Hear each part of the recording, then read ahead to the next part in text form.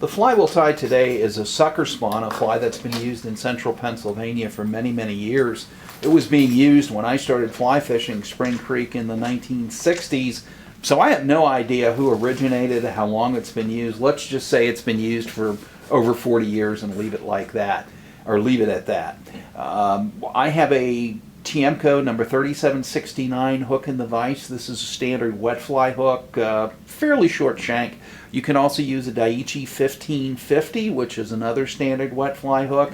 What we'll do, of course, is smack the barb down so we can get the fly out of fish and also out of ourselves. We're going to use a 6/0 thread to put this together, so we'll attach the thread somewhere near the butt end of the fly, come forward and lay down a layer of thread and wind up about 1 eye length behind the eye of the hook.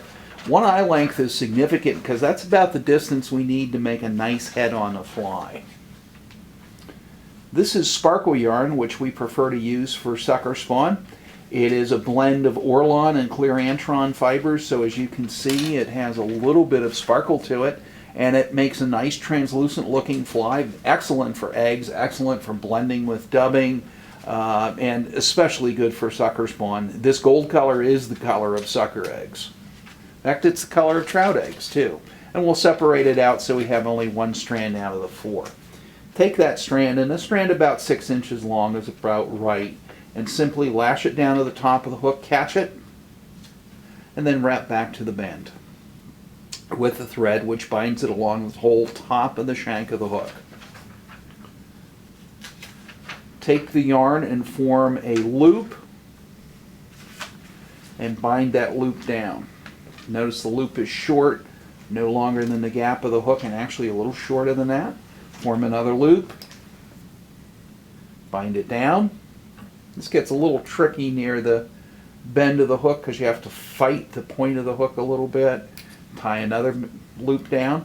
And what we're doing is really fashioning loops side to side on the hook. A loop, tie down. And again, that's a little long, so we'll just shorten it slightly. A loop, tie down, and we're going to fill the hook side to side in exactly this fashion. Just pull that loop but shorten it slightly. By keeping the loop short, the fly overall looks fairly small in size. If you make the loops too long, it just looks too big, and the fish don't eat it as well.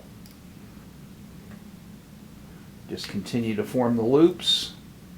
As we get up toward the eye of the fly, we'll actually just simply run out a hook shank, and that's going to tell us where to stop making loops.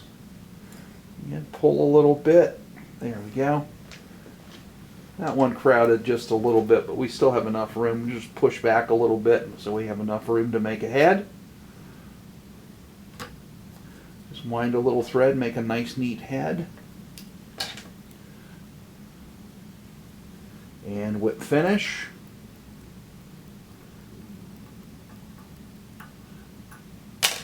Cut the thread.